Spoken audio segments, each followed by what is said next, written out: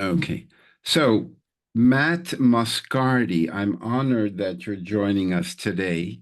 Um, a guy who reinvented himself from being the head of ESG for MSCI and had either a breakdown or a breakthrough and realized that maybe that's not the direction he wanted to go and did something completely different. So, Matt, tell us a little bit about what you're doing now, free float, and what was your motivation for stopping with MSCI? Because I mean, you were a huge player, and now you switched to being a startup and trying to clean up the ESG mafia research mess.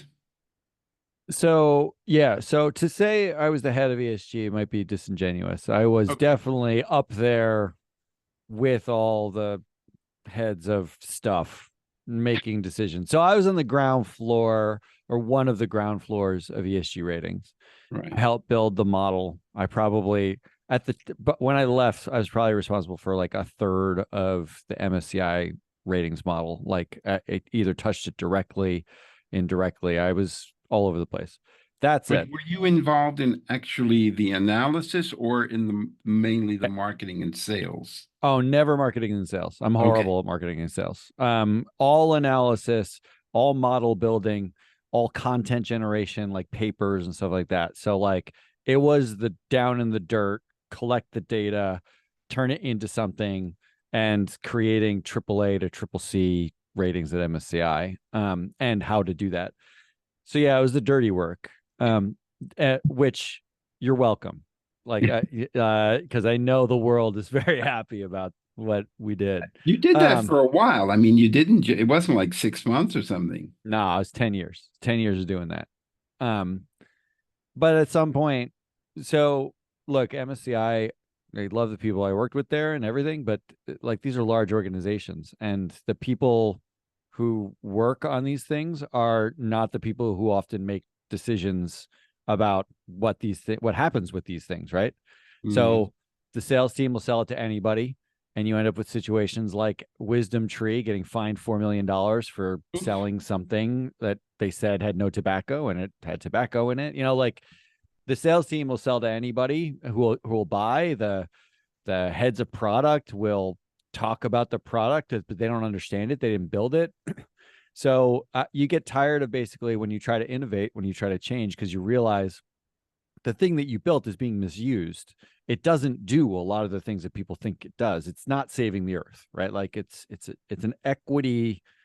It's a maximizing capital. It's money, right? So you want to make money and or But protect from when did losing you money. see that? When did you see, hey, my children are Immediately. ugly? Yeah, immediately. I mean, really, really Oh, quickly. wow. Like it wasn't. We built it with that in mind. I mean, there were. The funny part is everyone calls because we were in ESG at a time when no one was in ESG. People would call us tree huggers, but we were really a. It was really kind of like the wild west of equity analysis. That's all it really was. And none of us. There were people who came in and wanted it to save the world and left early because they realized that's not what we're doing. Everything was always through the lens of risk and risk to capital, risk to the company, and the knock-on effects of the decisions the company makes. Even like BHP spills toxic sludge and destroys a community. The view is that's I mean, horrible for the community, but B, how does this is a predictable risk that will cost untold sums of money to BHP. And Hmm. that was the number you're trying to get at. Like you took these shortcuts, it cost lives, and you possibly eliminate a market for yourself. You're not gonna. It was a very capitalist view, Okay. and there was not like so. It was we weren't confused about that. We didn't like realize that and say like, oh my god, I have to leave. Actually, it was sort of the opposite when after you've built the thing and you see that it's being sold as saving the world and you realize no, it's not. It's not. That's not what we built it to do. And you see it get misused. You go and you try to innovate, try to change it. In fact, I argued loudly that at the time, and this is 15 years ago now, we need to kill the acronym. You need to sell this as not sustainability. You can't call it sustainability. You have to call it something else. Okay. ESG has no meaning, right? Like Right. you need to give it meaning. You need to say what it does. And they said there's too much IP involved here. There's no way we can kill it. How do we kill our product, right? You're telling us to kill the name of the product and we're just taking off. So I ended up leaving in part because I got tired of being told no. I wanted to change. I wanted to innovate. I wanted to do something else. And I realized there were a lot of missing elements to what we were doing and saying, largely human elements. Like it was so far removed from both the humans who made the decisions and the humans who are affected by the outcomes of those decisions that you kind of get to this place where you're like, I want to do something else. I want to say something. Let's build on this momentum and make something new. And that's not how large institutions work. That didn't work at any of them. Like I've seen every model. So that's not what any of them do. Right. So I left. Yeah. But I mean, how long after you realize I'm basically a sugar drug dealer and I want to start offering healthy foods. So how long did that take? That didn't take that long. I mean, 4 years in, you know what you're doing and you kind Okay. of like start to feel like I came from, I was a musician first, right? Like, so I was in the arts first. And then I Oh, went, okay. I fell You into play. finance. Yeah. Oh yeah. I was like, I played at CBGBs. We were a mediocre rock band. We did it all. So what musical instrument did you play? I was guitar and vocals. I was Okay. the lead vocals. Oh, Eh, so I came from creation art as a background. I ended up falling into finance and I was working at a financial advisory firm, which is sort of finance adjacent. It's not like Wall Street finance. mhm. Um, and I felt gross because my job was to take, like, we only worked with high net worth individuals. So my job Right. was to make already very wealthy people wealthier. Hmm. And everything we sold was inaccessible to, a traditional retail investor because it's all high net worth. And we were pivoting at the time into oil and gas LPs and Right. pipeline LPs, forestry. And I thought, this is just gross. Like we're literally cutting down forests and shipping oil. And I was living in California eating avocado toast. And it was like, this doesn't make me feel good. So moving to ESG, I actually went to Ceres first, and I'm not a Right. Yeah. nonprofit guy. And moving into ESG was actually cleansing. And then when you're there a couple of years and the thrill of building something starts to wear off, because when you Mhm. build something, it's gives you that like that sort of anime or animus. When it wears off, you're looking back and you're like, what did I build? Like what is it being, how is it being used? How did the thing that we were excited to build, how did it get used? So it was only 3 or 4 years when it started by making jokes like around the metaphorical water cooler Right. about the buyers. Like, like, did you see such and such asset manager just bought our stuff to do like a low car? It's like Save the Earth Carbon Fund. What a joke, right? Like it was a lot Right. of that. Yeah. And pretty soon those jokes add up and it wears you down. You start feeling it. And I still managed to like eke out another 5 or 6 years there, mostly by But working with the people. And, the people there were interesting. Like why I was didn't you? Why did I mean you left? What was the length of time between leaving and free float launch?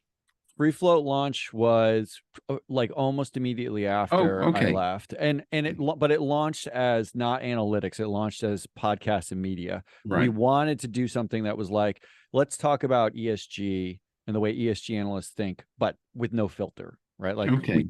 so, so we didn't launch to do analytics. It took 2 years before we actually built analytics that we have now. Okay. So you left MSCI to start the car talk of ESG That's media, right. Yeah, that's right. and you did that. You do it every day. Yeah, I we mean, were doing I it mean, every day at the time. And we're doing 3 days a week now. We've got two oh, podcasts. Business It's Pants does 2 days a week, and Proxy Countdown is 1 day a week. okay, but But it's a lot. that's a lot. That's a Yeah, lot. I it's a lot. mean, I'm doing it once in a while. You're doing it almost every day. And as far as I remember, I think you mentioned that you were self-funded. You didn't raise a billion from Andreessen Horowitz or Elon Musk. No, no, we And did so not. you're doing this, and you're very unusual because you're only really looking at one factor, which you Mhm. claim covers all factors. So tell us a bit about that strategy of choosing only the board as the selection criteria. So so look, the board, we look at management teams effectively because on the board is almost always the CEO. But we have analytics extending through named executive officers. But the reality is everything, we can't figure this out. When a company sets like a net zero target, Mm, it's not like some amorphous blob that says we're going to be net zero by 2050. It right. is the management team and the board agreeing to a target and discussing the strategy around like what the target should be. Can we achieve this? How do we achieve this? That's a process. It's a process that people undertake. And then those people inevitably flip out of the company. They go to other board seats. They're no longer CEO. They're no longer they're moved to a different company. And you're passing, the reason why we associate with the company is the company's supposed to live with it in perpetuity. The brand is the thing that lives in perpetuity. The people don't stay there in perpetuity. But the decisions that get made are made by human beings, and those human beings are are capable of horrible failure. I mean, what got us into this game in the first place was Boeing and the Max 8 plane crashes. That's what got us Okay. into it because we were covering Boeing in the show, in the Hmm. podcast early on. And we were really unsatisfied with what the media was covering. They talked about in 2011, these got greenlit by the board. And this is who's on the board now and the CEO now, and what are they going to do about it? But we had the question, how does the 2011 board exist? Like, how do you put 10 or 11 people in a room that are willing to take that shortcut? Like, Hmm. what is the dynamic? Who's arguing in that room? Like, we shouldn't do this. Who's arguing that we should? Like, that none of that gets reported because that is really, you want to know about accountability. That is who you hold. You don't hold the company accountable. You hold people accountable for the I decisions they see. make about the company. So we did a deep dive on the Boeing board, like a 30-year history of the Boeing board, and we found that Ooh. two-thirds of them were either directly or indirectly the clients of the head of the nominating committee's lobbying firm. Oh, And the God. other third were all interconnected with someone else on the board, right? Like not through the head of the nominating committee. So basically, the entire board knew each other. And we thought, well, if that guy brought them all here, is that the guy who's calling the shots when it goes quiet in the room and people are like, what should we do? Is he the one they all wait to speak? Like, how does that dynamic work? And that was the Mhm. beginning of building something because we realized when a plane falls out of the sky, it's not a failure of the company. It's a failure of the people and the way the people govern the company. And that's the same when you talk about carbon. It's the same when you talk about earnings. It's the same when you talk about anything. We've so far divorced the corporate existence, the corporate umbrella from the people in it until there's a failure. Then we start asking who's culpable. That we said we should know before there's a failure who's making the decisions, what kinds of decisions they've made in the past, what kind of power they have in that room, and who they know in the room and what the power dynamics are, right? That was our entry point. But it's not always easy to find that information of, oh, I'm at the same tennis club at this guy, and our kids go to the same school, or we graduated from the same prestigious academy. It's There's a lot of things to dig. I mean, in the Netherlands, everybody thinks it's fair, just, kind, correct, and it's the most corrupt society out there because it seems to be run like these boards you're looking at, because there's no paper trail of money. It's just Right. power and influence. So how do you get that information? It's hard. I So know. the easy information to get is like who's on boards together, right? Like, so we have a board network map that shows, and we call it phone calls. Like, it's like 6 degrees of Kevin Bacon, right? How many phone calls away are you from another board member? Do you have to call just your friend and they know you? Okay. Is it 3 friends removed? Like, how we know that map, but then we can add on and layer in the other things that we have a little bit of history. We can put you in a time and place and you're on the same thing. So for instance, the Business Roundtable Board, the Council of Foreign Relations, there's all sorts of large nonprofits in this country, and some abroad, where we have information about who was on the board and when. And it's often executives at companies who are on these boards, right? We'll scrape as much of that as we can possibly find, right? I mean, we'll just get some history here and there. We keep adding it in. It's an organic process because you're never going to get the Michael Eisner, brings on the, headmaster of his kids, private school, right? You're not going to get that quickly or easily. But things that we end up finding is like, so, there's a very small nonprofit in North Arkansas, that's funded by the Walton family, that has John Tyson on the board of Tyson Foods, right? So Hmm. a major supplier to the Walmart is on the board of a small nothing burger Arkansas nonprofit funded by the Waltons.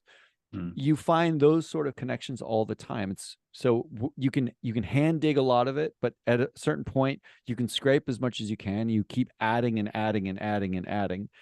And on top of that, we know things about like they disclose where they went to school, oft sometimes graduation dates, but we know where they went to school. We know companies that they've worked at in their bios. We know rough time periods sometimes.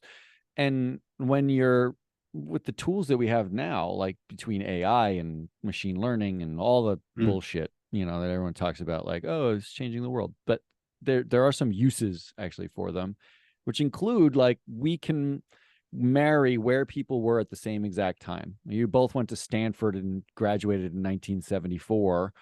We don't know that you knew each other, but we know you have a cultural touchstone in common, right? Like the class of 74 at Stanford. And we can put all of those things together. You're 2 degrees removed from each other through 7 different boards. You went to the same school within a 4-year period together. You both were on the board of a nonprofit at different times, right? We can put all those things together and say, how likely is it? We know when you were in the same place at the same time on boards, but how likely is it you know each other given the other overlaps in your universe? And just paint a picture that says, well, 80% of this board or 90% or 20% have these hard and soft overlaps in common, which is a high degree of risk of groupthink, where that dissent is not usually possible if you're all going to meet each other from Mai Tais after the board meeting and hang out, right? So it's a lot of work. It's a lot of data and it's incomplete, but you do the best you can.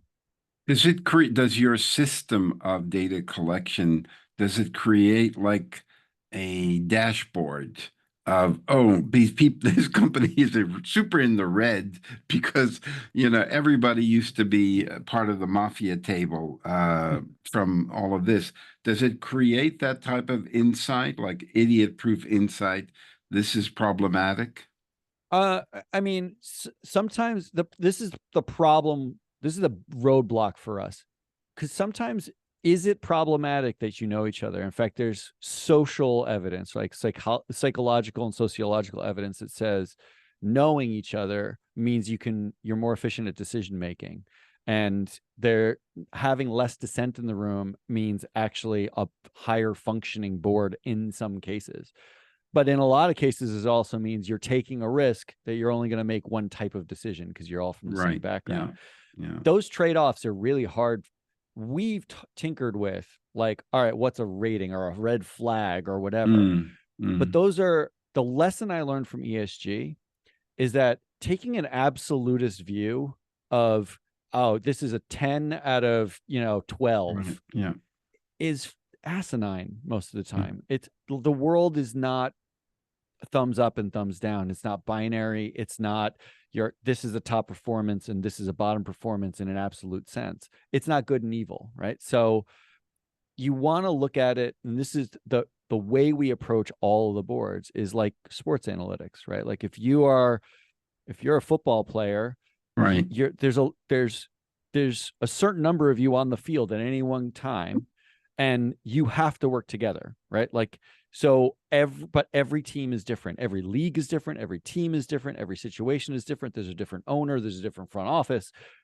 You have to take into account all that nuance and say, applied to a board, if you're an investor, who did I buy? Not what did I buy? What is the context? How do they perform? What is the power dynamic in this particular room?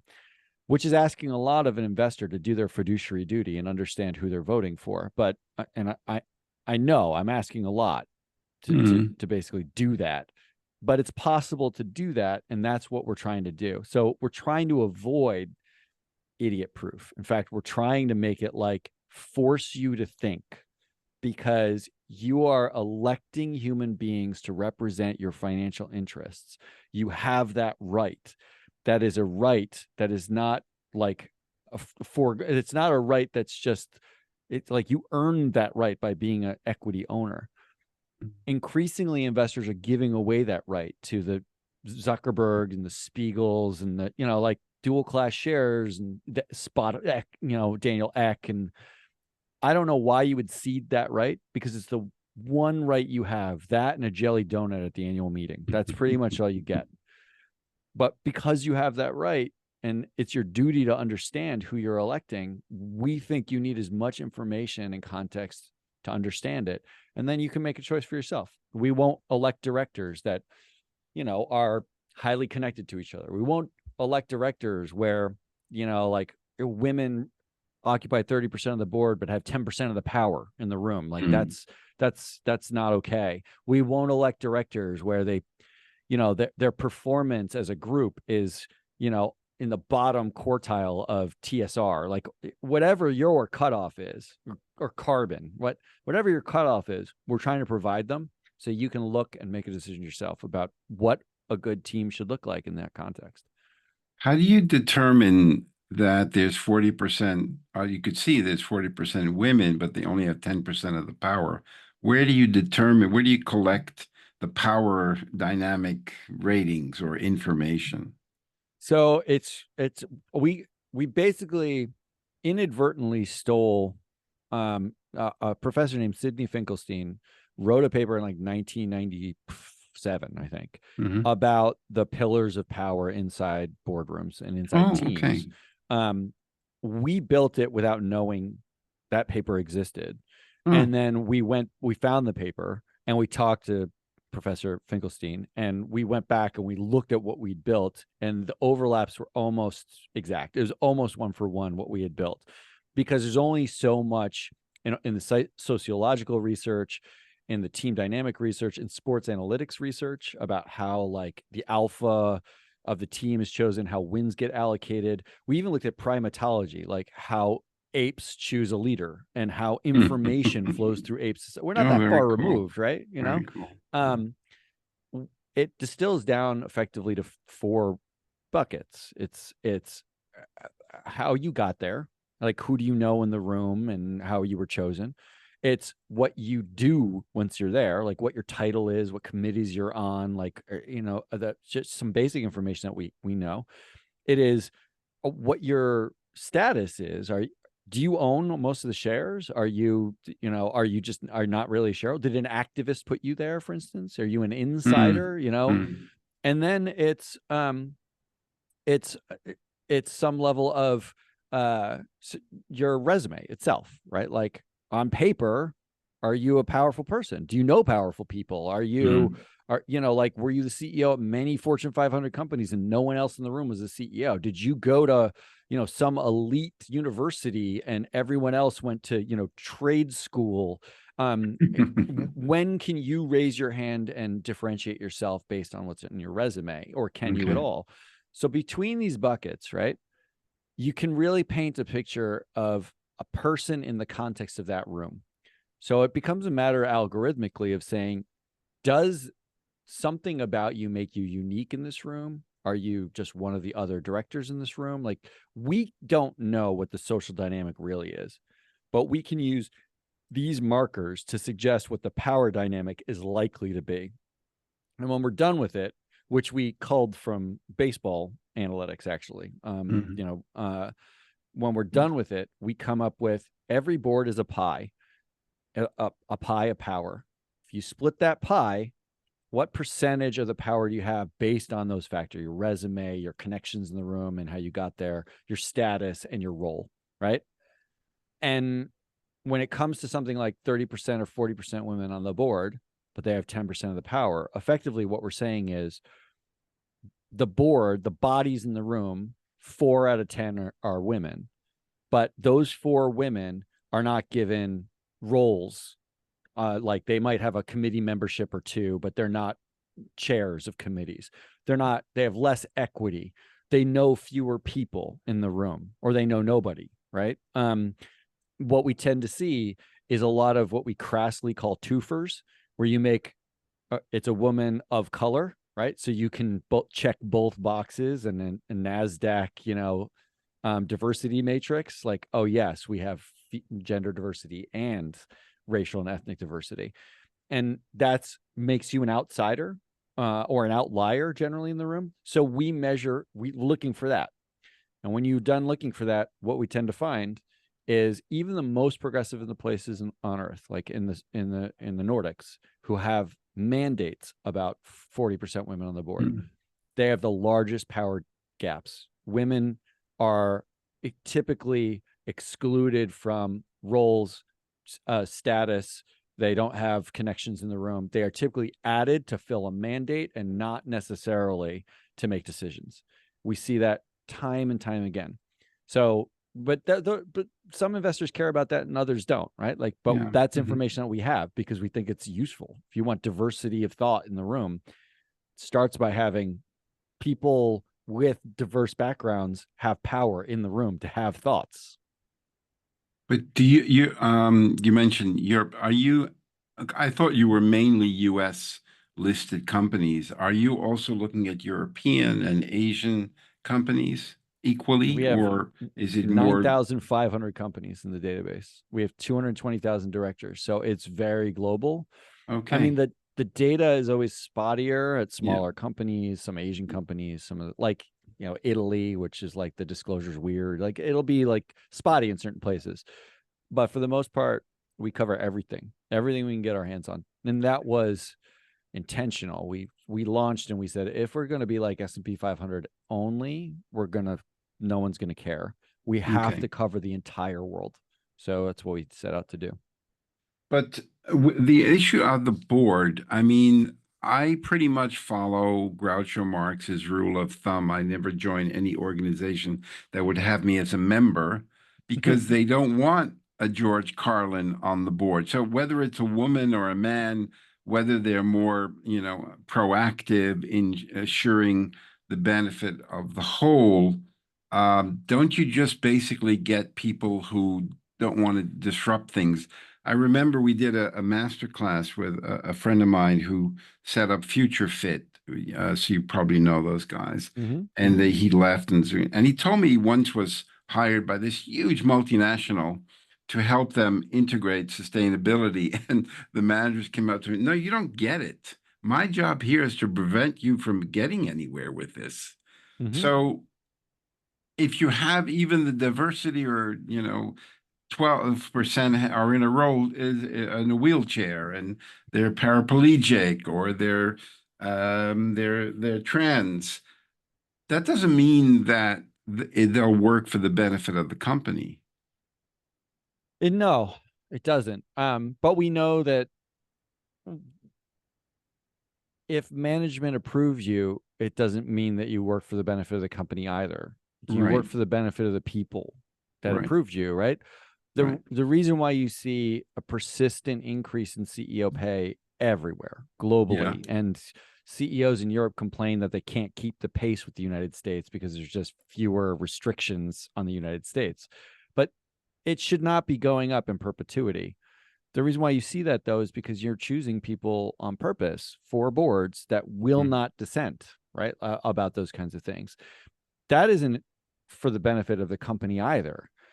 It's really the point is the directors, the information asymmetry between a shareholder and the company itself, the directors are the buffer. And you have to ask yourself, who does the director serve? Does the director serve management? Do they serve the company? Do they serve the investor? They don't have to serve one. They're not mutually exclusive, but they do effectively feel beholden usually to one more than the others. And part of the data is to figure out who that is.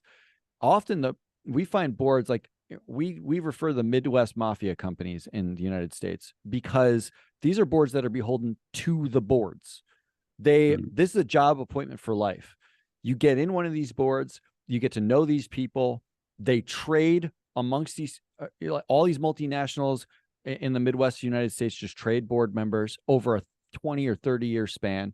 And when you break down the prospective earnings of a board members on an hourly basis, we just did a show, a Proxy countdown on last week, where we broke down exactly how much a board member really gets paid when they take home their equity, which vests in a year, and the cash payment and the accrued payment. And we did it on an hourly basis so that we could compare it to a CEO, right? Because what we wanted to say is a CEO works 60 to 80 hours a week. A board member works 115 hours a year, right? Like, how do I compare the two? What we found was board members are making 20 to 30 million dollars a year if they were CEOs.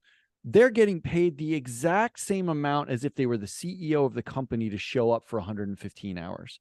Wow, really? Yes, that's not, we were generous in where we had to make estimates. Like 20 million a year? Yeah, no doubt. It's not even like at a large cap company. Yeah, there's no doubt. 20 million, the equivalent, the full-time equivalent of 20 million a year. And shareholders find that okay? Shareholders don't usually know because they like, it doesn't disclose it that way. What it discloses is that they're making, $400,000, and that's split between cash and equity. And $400,000 to be a board member seems reasonable. They stop paying attention when it is, how much is that equity worth when it vests? How much do they actually, what's the actual split in their earnings? How much do they make on an hourly basis? Because they're showing up for 12 meetings. They're not showing up for, 80-hour a week. They're showing up like once or twice a month. When you actually work it out, the full-time equivalent, if they were the CEO of the company, would be the same pay as the CEO of the company, which means those are not people who are beholden to the shareholders. That's not like who you. This is the greatest job on earth. I show up 12 times. I make the same amount as if I was CEO, and I have no responsibility. The average director gets a 96% for vote. 96%. Do you know only 90% of Americans think the earth is round, according to Pew polls? That means investors think directors are better at their jobs than people think the earth is round. That's an insane gap. But it's really difficult to sort of like understand unless you're looking at large data sets that show you what the dynamics are in the room, who's got power, how it works, who they're beholden to, who they're not, right? It's very human. It's a very human experience.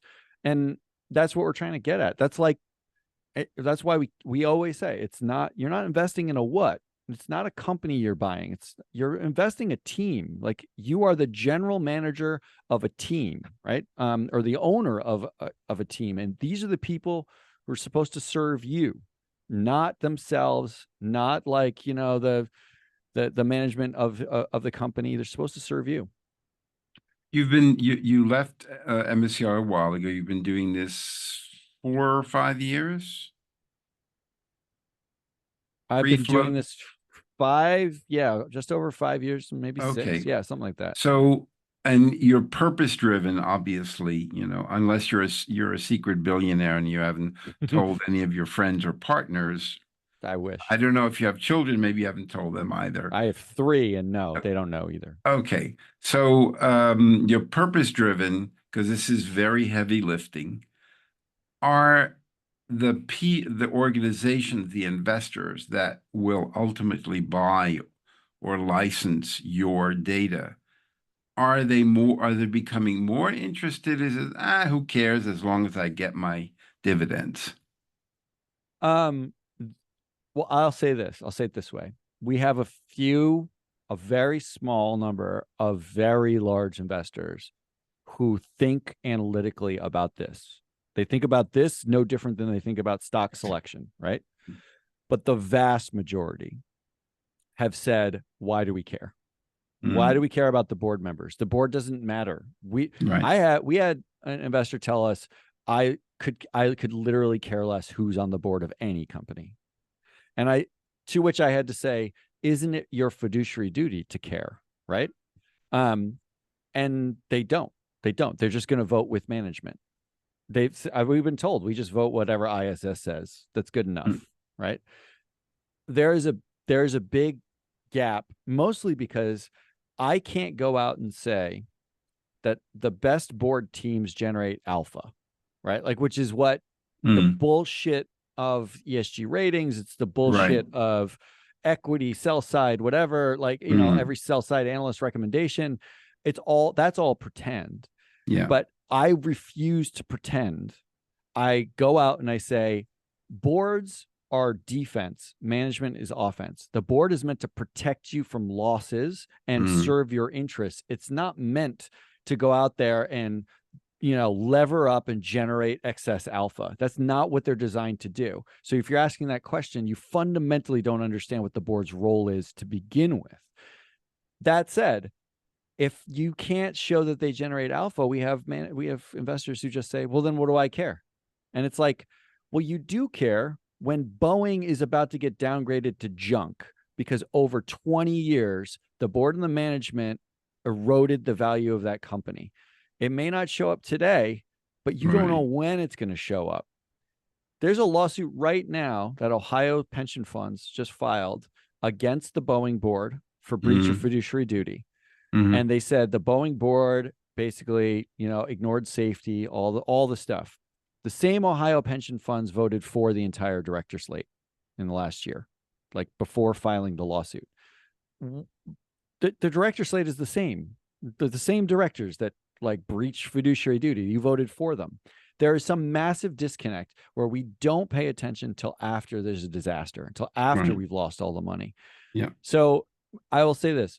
There are a few like forward thinking investors that looked at this data and said, this is really smart. Not only can we algorithmically sort of vote for directors and we can stop relying on ISS because we have numbers and ISS just gives us a thumbs up or thumbs down. But this data is actually useful for understanding our fiduciary duty. But the vast majority outside that forward thinking group, the vast majority of investors still are not, despite the fact that this is their fiduciary duty, they're still not interested. It was, I mean, if we remember the Deepwater Horizon Mm-hmm. collapse, and I remember at that time, probably before, it was really only the nerdy ESG analysts that said, hey, there's a problem, might be a problem here, because BP was spending 8% less on health and safety than ExxonMobil or others, and then the Deepwater Horizon. And I know you're not going to believe me, but in a previous life, I worked on oil rigs in Iran, in Texas, in the North Good for Sea, you. in France. So I know what it is to make a hole in the ground. And the thing that always struck me is that there were not more accidents like Deepwater Horizon because there were so many cowboys who worked there. So here you have an example of a massive loss huge claims, okay, they bounce back because they're just generating lots and lots of cash, and that were highlighted by certain analysts that were looking at health and safety.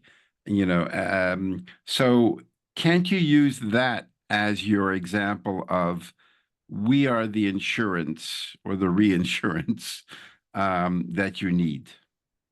I mean, yes, but they're one of many, right? We look at things like the Boeing board was full of econ majors and lawyers, and the Airbus board is full of engineers. We look at things like, with the BP Deepwater Horizon disaster, we don't just say who was on the board had skills and safety at the time, right? Like we would look at them and say, where are they now? Like every single director, they didn't lose their jobs, right? The CEO lost his job. The directors all leave after their tenures are over, or when they feel like it, or when they're tired of dealing with the disaster. They don't stop having directorships. They go on to other directorships 9 times out of 10. There are Enron, there are directors who were at Enron when it collapsed who are on boards today, right? So part of the question you need to ask is not so much who was, making sure that the Cowboys were safe at BP, but those same people, they have jobs elsewhere. It's where are all of the people who are making sure the Cowboys are safe? Because it doesn't have to be digging a hole in the ground. It could be mortgage-backed securities. It could be, putting the door plugs on a plane. There's so many manifestations of the same disasters in which we focus on one thing, usually profit, to the exclusion of everything else, usually safety, employees, environment, some other stakeholder, right? We can track how those directors performed in the past and where they are now. That's part of the point, because if you knew you had an equity where 30% of the directors at that company had been involved in BP, BHP, Boeing, like some like amalgam of horrible outcomes, would you still vote for them? Would you still say, "Oh, I can trust that you know what you're doing with my money"? Or do you stop and say, "Your track record is abysmal. Maybe it's time for someone new to step into this board position in this particular case"? I'm I never my educational background was not in finance. I didn't study that. I didn't work at any banks. I didn't work at any asset manager or any of that. And I always used to think, wow, these alpha males and females must be really smart because they have access to so much information. And what I found is that most of them were just used car salesmen with a Rolodex, and would make incredible errors. And I was one of the few that was always complaining about this nonsense of engagement, which never works. It doesn't increase alpha, and it doesn't change the behavior of a company that's doing relatively well. And you saw that. And finally, I bumped into one of the biggest pension funds in the world who realized that too. He said, "We're going to stop with this stupid engagement because it's not doing anything and it takes forever." How do we educate those financial alpha males, whether it's a pension fund or a family office, that you are an insurance, a liability insurance, to make sure they don't have huge problems?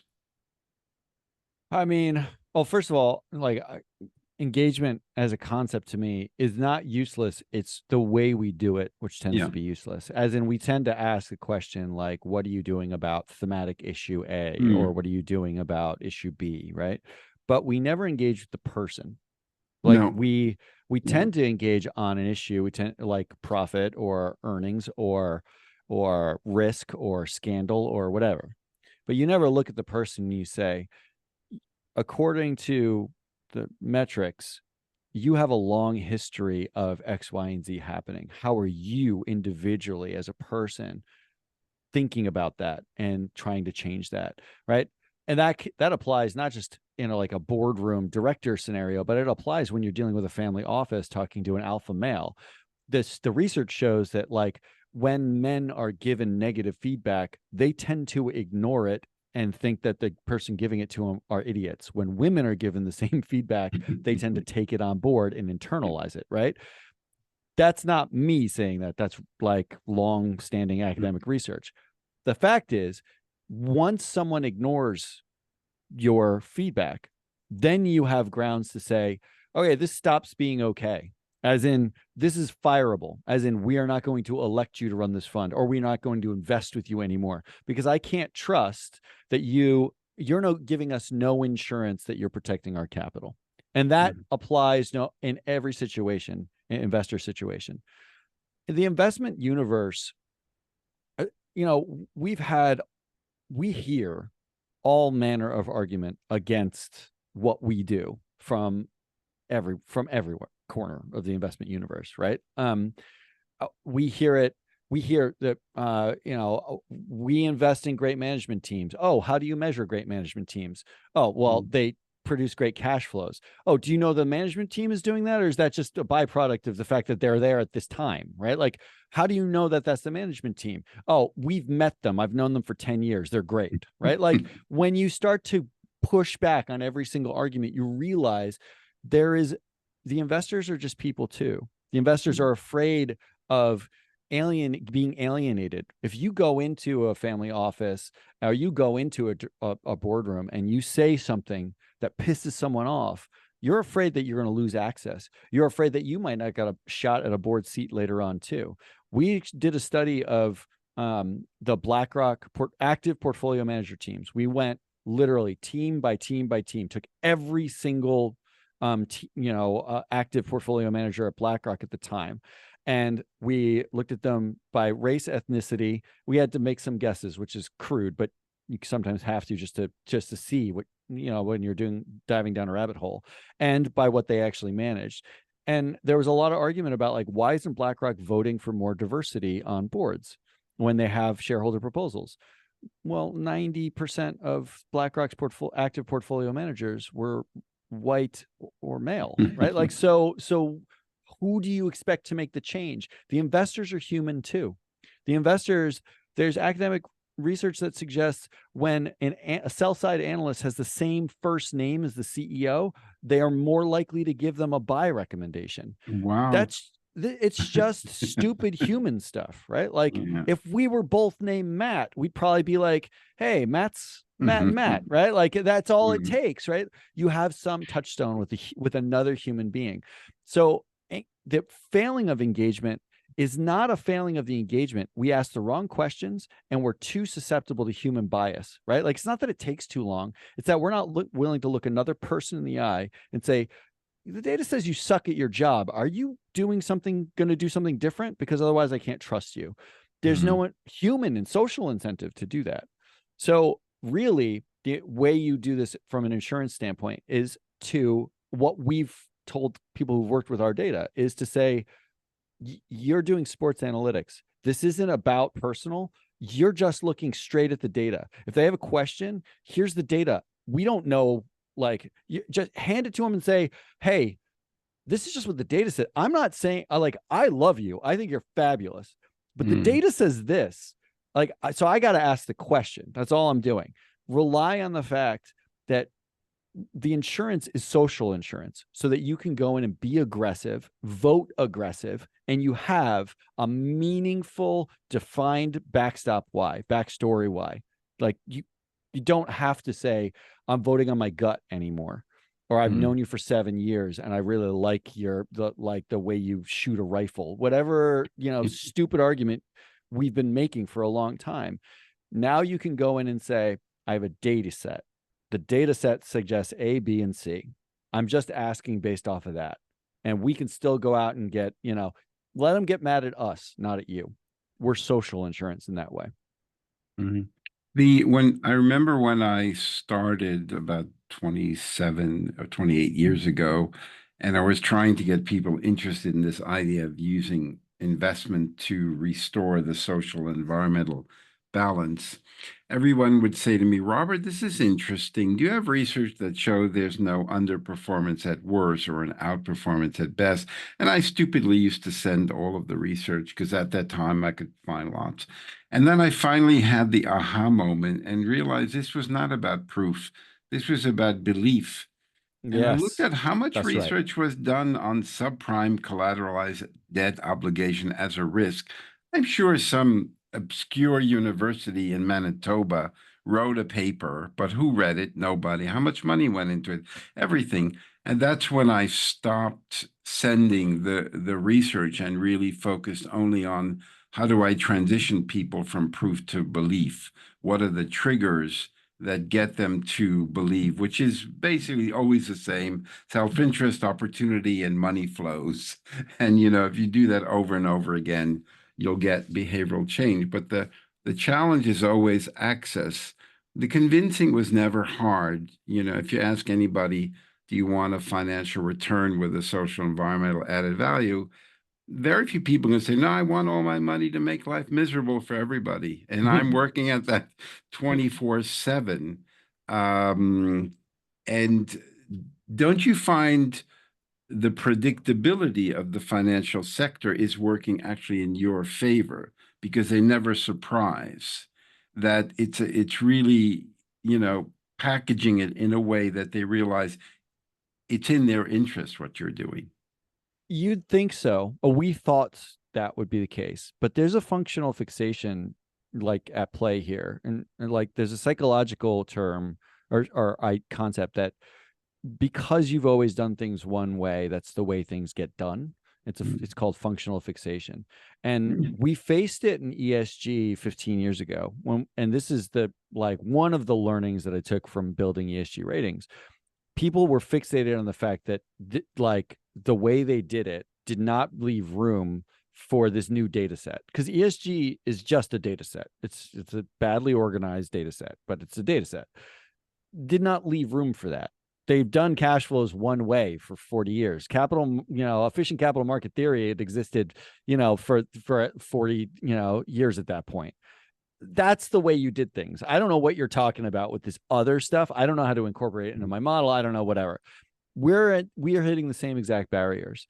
We get told all the time that we're too far ahead of, they're not where we are, or your thinking on governance is further ahead than we are, or we're not ready to make a switch to, do something different. And it's funny to me because it's like, your job is to constantly, if your job was to do the exact same thing, then Chat GPT can do it. I don't need you, right? Like, you need to be creating, you need to be doing something different. You need to find a new angle. But we run into the same barriers. And when you're talking about something that is as charged as the third rail, that is like measuring another human who you often have to look at, right? It becomes even more difficult. So I could give them proof, and proof wouldn't change their minds. I can give them data, and the data alone doesn't change their minds. You have to effectively wait. Very slowly, what we find is time and it's like a diamond. It's just time and pressure. The longer you expose them to an idea, and by them, I mean investors en masse, because we made all of our data is free. Like, if you want the history, you have to pay for it. But if you're a retail investor, you want to look up a board, you go to freeflowanalytics.com, you put in your email address, and you've got access to 9,000 company boards, all of their influence and power on the boards, and their basic performance. We did that because we recognize if we need to change the minds of people who make decisions, you can't hide it behind a walled garden like we did with ESG. You can't make it for pay only. You have to make them understand there's a different way to view the world. You can view the world through the lens of other human beings, and you have to expose them to it. You have to expose them to the narrative. So that's why we do so many podcasts. We're constantly generating new content, doing new analysis. We are doing the job of like an analytics team plus a data team plus a ratings group, right? Like, and we're doing it on with a few people bootstrapped, right? And we do that on purpose, because if you don't expose people in the very slow time and pressure way, there are no diamonds. that people don't, it doesn't click for them. And, one of the studies we did for a client who was asking us, like, there's a bunch of these companies are flipping on their DEI, they set DEI policies, they're flipping on them. Ford did it, and Tractor Supply, and they're all high profile US companies. They were like, can you tell us something about them? And when we did a deep dive, we realized the same board members that are flipping on DEI are more likely to restate their financials, flip on carbon targets, flip on anything, right? Because if you think something's voluntary or there's no risk to you to do it, you'll do it over and over again. There's no repercussions. And that is just a game of very slowly getting those sort of messages out. Who can you trust? Who can't you trust? Is there data to suggest there's a different way to do this? Is there a different approach? And we're only 5 years in. So the question is, how much pressure and time will it take? But we know that you're going to change the zeitgeist. It doesn't happen. You don't get over functional fixation by just selling it like to a few select few people. You have to you have to change a full narrative, a market narrative, that people matter, their decisions matter, and you're not investing in just a piece of paper and the right to that orange juice at the AGM. You're investing in a group of human beings making decisions about your money. I totally agree with you, but I also would like to add something else about it, is that it's important to communicate in the language of the person you're speaking to. Shouting loudly in Mandarin to someone who speaks German, because I was once, believe it or not, I was once invited by the Dutch Insurance Association, leading insurance company, and there's some big ones here, to talk about climate risk. And I'm from New York, I'm from Brooklyn, so I'm pretty straightforward. I said, you're a country below sea level. Sea levels are going to rise. I would be concerned about it. You know what the insurance industry there, all the members said to me? It's not a problem for us if sea level rise. We don't cover saltwater damage. So you can laugh and say, yeah, but you guys give mortgages. So if 200,000 homes are worthless and underwater, you got a big financial loss. Then he said, oh. So that's what I mean I believe that it doesn't have to take, centuries to get that buy-in. I think that, putting it in a way that they understand, you're providing them insight, which they rarely looked at. And many of them don't care as long as they're getting their dividends and that. But some do, and some actually see the fire insurance you're offering for a building that won't catch on fire is probably maybe not so crazy, because they all carry insurance. I mean, you're right about that. I agree. And a lot of our data is designed around that, in like that theory, right? And we also we think of it as like, you're buying fire insurance on either like a teepee made of dry wood, or a steel and brick building, and we can tell you who built which one, right? Like so there you're right that like the language here matters, and we haven't frankly cracked the language, right? Like, because even in the ESG space, some of our biggest pushback has been from ESG investors, who we thought would be a layup, saying to us that I had one person say, I disagree with your assessment of this board. Like, we think they're bad at, XYZ. And I said, I didn't say they were bad at something. I'm just literally passing the data through. Here's all the boards they've been on. Here's all the things we know about them. This is what the performance is, not speculative performance. This is what it is. And they said, I disagree.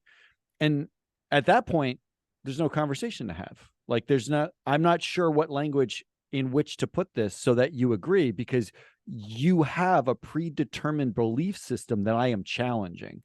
Right. And oftentimes an insurer, like a lot of financial players, are willing to shift. What makes them interesting to me is their ability to shift faster than everybody else, because it's just capital allocation to them. So when you're talking to insurers and they look at it and they say, oh, our mortgages are underwater, not our saltwater damage, they look at that and they say, okay, we can add that to the premium. We can start pricing differently. We can move like starting today.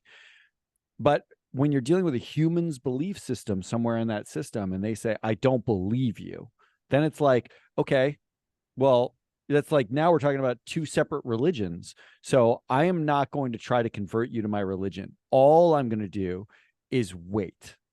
All I can do is wait for you to think this was your idea, right? Like I can show you this repeatedly in multiple venues here, there, wherever. I can have other people talk to you about it. Eventually exposure gets you to a place where I see this all the time. I have an idea with it now, and now it's my idea. Like people have to be almost incepted. They have to think they came up with it.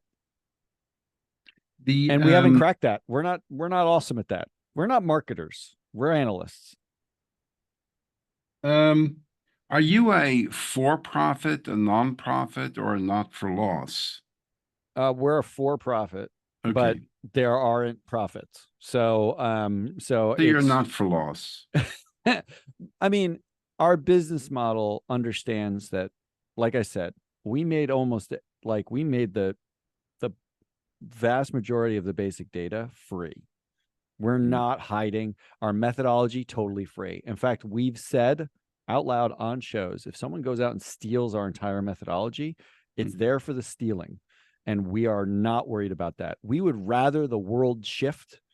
We don't have investors, right? It's just our money. So it means that if we go down, but the idea sticks, right, we've still won. And so we have a nonprofit mentality at a for-profit company. And what is for you, Matt Moscardi, your big purpose?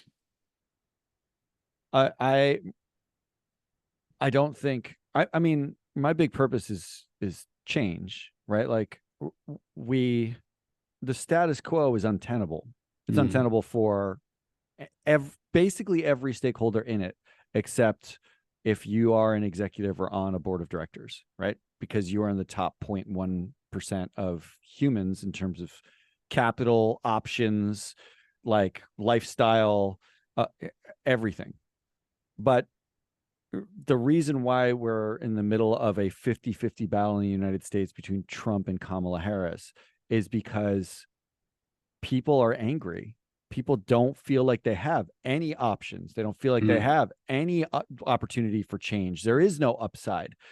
And part of what we do, I mean, your show's Radical Truth. We think of it as radical transparency. We want to know, like the way to give yourself options is to know who actually has the power, right, and to decide whether or not you agree. In fact, our dream scenario is that Roaring Kitty doesn't buy, short dated options of GameStop.